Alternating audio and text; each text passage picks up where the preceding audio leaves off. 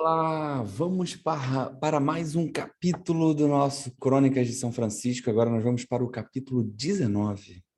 E aqui nesse capítulo fala como da vinha do padre de Riete, em cuja casa orou São Francisco por causa da muita gente que se dirigia até ele, foram arrancadas e colhidas uvas e mais tarde, milagrosamente, produziu-se mais vinho do que nunca, como São Francisco lhe prometera. E como Deus revelou a São Francisco que ele teria o paraíso na sua partida. Então vamos lá, nessa jornada?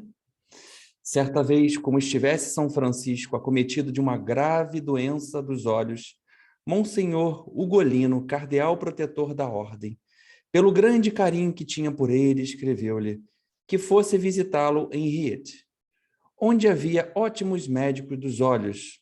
Então, recebida a carta do cardeal, São Francisco foi primeiro a São Damião, onde estava Santa Clara, devotíssima esposa de Cristo, para dar-lhe uma consolação e depois se dirigiu ao cardeal. São Francisco, estando ali, piorou dos olhos na noite seguinte, a ponto de que já nem mais vislumbrava a luz. E assim, não podendo partir, Santa Clara lhe fez uma celinha de canas, na qual ele melhor pudesse repousar. Mas São Francisco, tanto pela dor da doença, como pela quantidade de morcegos que o incomodavam, de maneira alguma conseguia repousar nem de dia nem de noite. E suportando por mais aquela pena e tribulação, começou a pensar e perceber que aquilo era um flagelo de Deus pelos seus pecados, e passou a agradecer a Deus com todo o coração e com a boca. Gritando em alta voz, dizia: Senhor, meu Deus, eu sou digno disto e de muito pior. Senhor, meu Deus, bom pastor, que para nós pecadores puseste a tua misericórdia em diversas penas e angústias corporais, concede a mim, tua ovelha, a graça e a virtude, que por nenhuma enfermidade, angústia ou dor eu me afaste de ti. E feita esta oração, veio-lhe uma voz do céu que disse: Francisco, responde-me. Se toda a terra fosse ouro e todo o mar nascentes, e rios fossem bálsamos, nascentem rios fossem bálsamo, e todas as montanhas, colinas e rochas fossem pedras preciosas, e tu encontraste outro tesouro tanto mais nobre, que essas coisas, todas quanto o ouro, é mais nobre que a terra, o bálsamo que a água, e as pedras preciosas que as montanhas e as rochas. E te fosse dado pelo preço dessa enfermidade aquele tesouro mais nobre, não deverias tu estar contente e bastante alegre? Respondeu São Francisco: Senhor, eu sou indigno de tão precioso tesouro, indigno.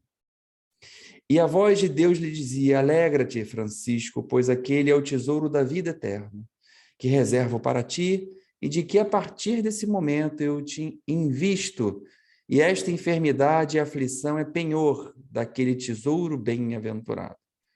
Então São Francisco chamou seu companheiro com enorme alegria, por tão gloriosa promessa, e disse: Vamos ao cardeal. E não sem antes consolar Santa Clara com santas palavras e humildemente despedir-se dela.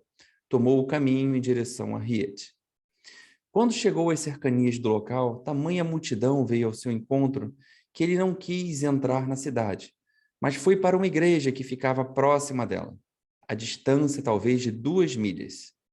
Os cidadãos, sabendo que estava na dita igreja, tanto corriam ao redor dela para vê-lo, que a vinha da igreja ficou devastada e as uvas eram todas colhidas. O padre, por isso, se afligia fortemente em seu coração e arrependeu-se de ter recebido São Francisco em sua igreja.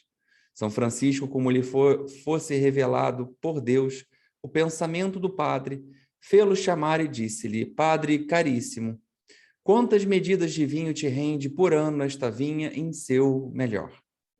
O padre respondeu: 12 medidas. Então disse São Francisco: Rogo-te, padre, que tu suportes pacientemente minha estada nessa igreja por alguns dias, pois aqui encontro muito repouso, e deixa, pelo amor de Deus e do pobre de mim, que todo mundo tome das uvas desta sua vinha, que eu te prometo, por parte do meu Senhor Jesus Cristo, que neste ano ela te renderá 20 medidas. E isto fazia São Francisco na sua estadia ali, por causa do grande fruto que via fazer às almas do povo que ali vinha, do qual muitos partiam inebriados do amor divino e abandonavam o mundo. Fiou-se o padre da promessa de São Francisco e deixou a vinha livre aos que vinham ter com ele. Admirável coisa! A vinha foi toda devastada, de modo que só sobraram alguns cachinhos de uva. Chegou o tempo da vindima. O padre colheu os cachos que restavam, meteu-os na tina, pisou-os e, conforme a promessa de São Francisco, recolheu dali 20 medidas do melhor vinho. Neste milagre deu-se a entender manifestadamente que, tal como por mérito de São Francisco, a vinha espoliada das uvas abundou em vinho, do mesmo modo o povo cristão, estéril em virtude por causa do pecado, pelos méritos e doutrina de São Francisco, muitas vezes abundava em bons frutos de penitência. Em louvor de Jesus Cristo e do pobrezinho Francisco. Amém. Bom, são dois pontos importantes nessa história, né, nessa passagem, né? Principalmente a revelação que ele teve do outro lado, do que praticamente prometera a ele, né, a grande luz, Deus, do que viria pela frente para ele. E essa revelação veio num momento de desespero, realmente, no momento que ele clamou a Deus devido ao que ele estava passando. E a gente faz isso, a gente reclama demais.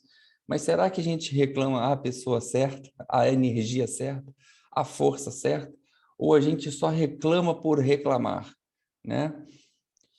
Então, assim, quando a gente direciona, de certa forma, diz assim, quando a gente aceita o que temos de bom grado, como aquilo é uma coisa que é passageira, que é uma coisa que tinha que vir, que talvez tenha que me mostrar algo, porque nada é por acaso, tudo tem um motivo, né? Uma causa, tudo tem uma consequência de fatos realizados, de situações acontecidas, isso às vezes somatiza uma doença, somatiza um fato, mas quando a gente reconhece isso, reconhece as nossas falhas, nossas fraquezas, humildemente a gente se coloca perante a isso, de uma forma, pode-se dizer assim, de aceitação, com certeza muita coisa se abre para nós, a certeza de algo bom vem para nós, a confirmação de que algo positivo pode acontecer para nós, nos dando uma direção, nos dando uma visão futura, uma visão de progresso, uma visão de sustentação, que tira-nos do desespero, que eleva a nossa fé, que potencializa com fervor as nossas energias para a direção, para a gente suportar aquela dor, suportar aquela situação. Então, no momento de aflição, não se desespere, eleve seu pensamento a Deus, clame por Ele, clame pelo Cristo Jesus, ou por todos aqueles que você acredita e tem fé. Bote seu joelho no chão, confie, entregue, mas vá à luta. E sinta a força que virá para você realmente dar a volta por cima e entender tudo o que está acontecendo. E o outro ponto importante que eu achei bastante interessante foi essa questão da vinha, né? A questão que aconteceu nessa igreja onde ele estava se dirigindo, né, a uma outra cidade. Ele foi parado para ficar numa igreja e as vinhas do padre ficaram todas pisoteadas. E ele falou: tenha fé, padre, confia que você conseguirá muito mais do que você fazia. Então, isso é muito simbólico, né? É muito simbólico, porque, assim, muitas vezes a gente está acostumado a ganhar as coisas e aquelas coisas ficarem daquela forma, vamos botar assim, acostumarmos com a visão de que só termos aquilo. Mas quando vem um vendaval, quando as coisas mudam, quando a gente se sente naquele, vamos botar assim, naquele perigo de perder aquilo que já está certo, a gente bota tudo a perder, principalmente a nossa fé. A partir do momento que o padre se arrepende de ter chamado, é um ato de falta de fé, falta de confiar, né? Então, como ele falou, acredita que tu ganhará mais, virá mais medidas, né? Mais vinho de boa qualidade acontecerá. E assim, a partir que o padre entregou, confiou, mostrou a sua fé, as coisas aconteceram. Então, esse capítulo está todo voltado para a fé. Tá todo voltado para que a gente pode conseguir mais, saindo realmente da zona de conforto, acreditando, confiando, jogando a nossa força para uma direção, para que realmente a gente consiga produzir mais vinho, prosperidade, né? Abundância. Isso depende da gente, isso depende dessa transformação interior que a gente queira fazer. Acostumado com a mesma coisa, zona de conforto, ou vamos expandir, vamos querer mais? Se vir um vendaval, vamos desistir? Vamos esmorecer? Tudo ruiu, tudo acabou? Não! Vamos em frente, confia que virá mais. Confia que virá mais, um novo caminho se abrirá. Não perca a sua fé, vá em frente, lute, persevere, acredite, tenha fé. Então é isso que nós terminamos o capítulo de hoje. Também tire suas próprias conclusões, aproveite e nós nos vemos no próximo capítulo. Gratidão e até lá.